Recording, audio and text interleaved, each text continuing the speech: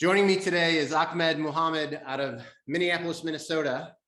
Out of an audience of more than 250,000 agents nationwide, Ahmed has been selected to represent Broker Agent Advisor as this month's Broker Agent of the Month for the state of Minnesota.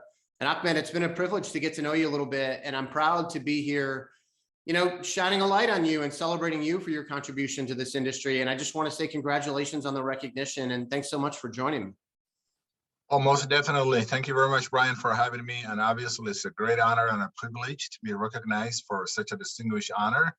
And I'm looking forward to having a fruitful discussion.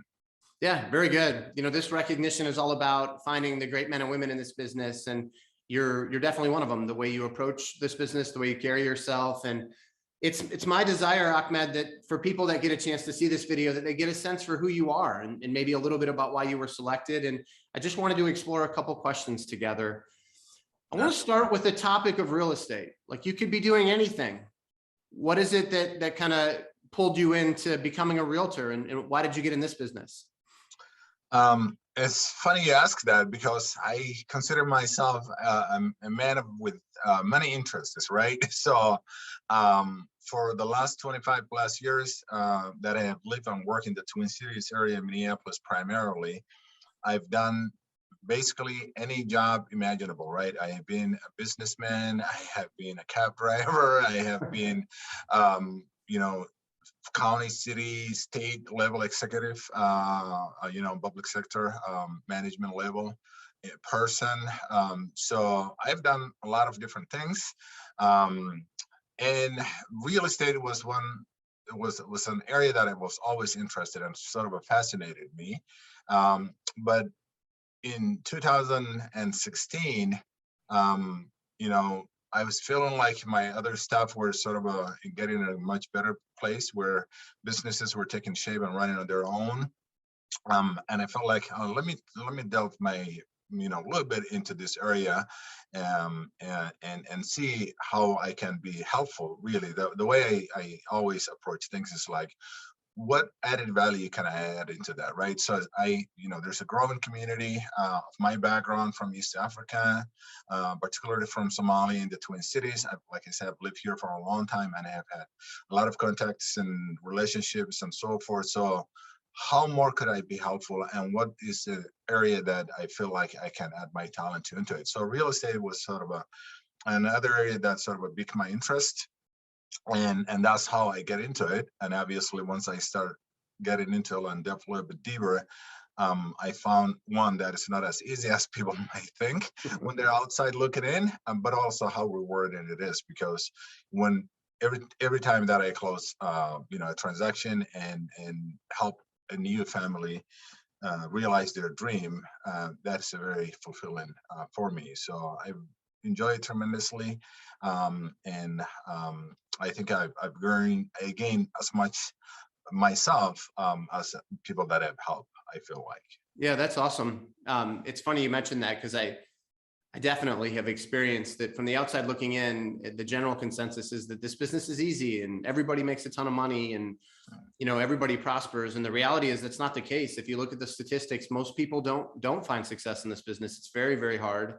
And you have to have a care for others to kind of be the fuel for a productive, successful career in this business. And you talked about how satisfying it is to get to the closing table. Talk to me a little bit about maybe something else you've learned about this business, or that you found to be rewarding in maybe a surprising way.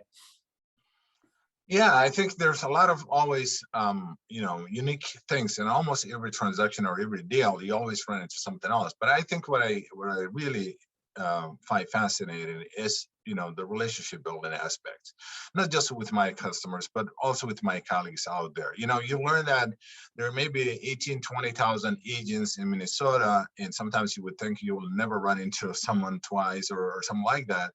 But you also see how big it may be, but also how small a world it is, right? So building good relationships and maintaining relationships and always conducting yourself at such a high level, regardless of what the outcome is, I think it's something that I learned very quickly, and I think it's something that will help individuals have a long career and a sustained sort of built-in relationships in that area. Yeah, very good. I've not spent a lot of time in the Minneapolis, St. Paul market, but I hear really good things about it. What makes the Twin Cities such a great place to live, work, and play? Weather? No, I'm just kidding. Not especially on February 1st. Obviously, I think, the Twin Cities is great. I've been blessed to call here home more than half of my life. I've lived here 20 plus years, as I said earlier. We raised our family here. So what makes it great, obviously, one is the people, tremendous people with very warm hearts that welcome us when we were new into this town and this state. Also the quality of life. Minneapolis and the Twin Cities have really good quality of life. A lot of parks, quality schools. Um, I think it's very safe, relatively speaking. Obviously, we have hit some rough patches the last couple of years or so, but I always considered it very safe, and I never had any issues or any problems or any threats myself. So those things. It's also very strong economically.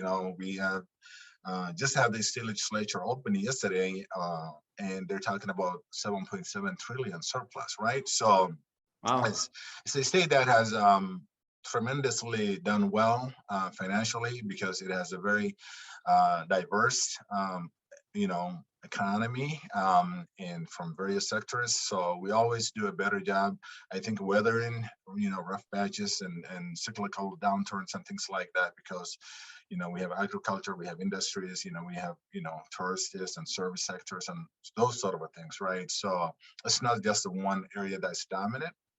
And where that area is down, then the whole economy sort of falters. So I think those are some of the highlights that what makes this a special place. Yeah, it sounds awesome. I wanted to ask you one last question before I let you go, kind of put you on the hot seat for a minute. You've had some success in this business, and we talked about how the perception from the outside can be different from the inside. Right. If you were to give one piece of advice to a peer in this business based on what you've learned, what would that one piece of advice be? It would be to focus on people, right? Not production, not like how many closings or sales you do, but how many people you help, right? How many people that, especially myself or someone in like my background, I'm coming from non-traditional sort of a real estate, right? And I'm dealing with a lot of customers who are also very non-traditional buyers.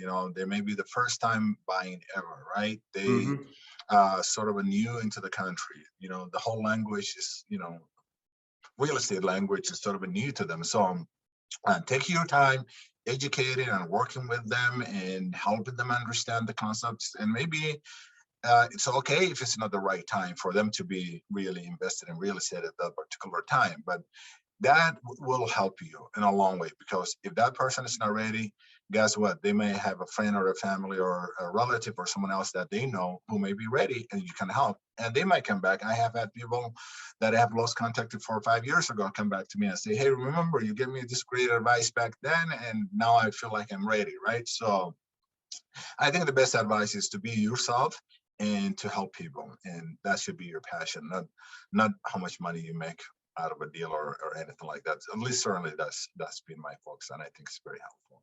I think that's great advice. And I think you're the perfect candidate for this recognition. And like I said, I feel a sense of pride in helping you be seen and to showcase you in this moment as someone that's played an important role in this industry. And I just want to offer my congratulations to you on your recognition again. And I wish you nothing but huge success on the rest of your journey. Well, thank you. And I think the whole experience of going through this process, selection process, which I know is very competitive, has also been very eye-opening for me. And I truly appreciate the recognition. Very good. Well, take care of yourself. Thank you.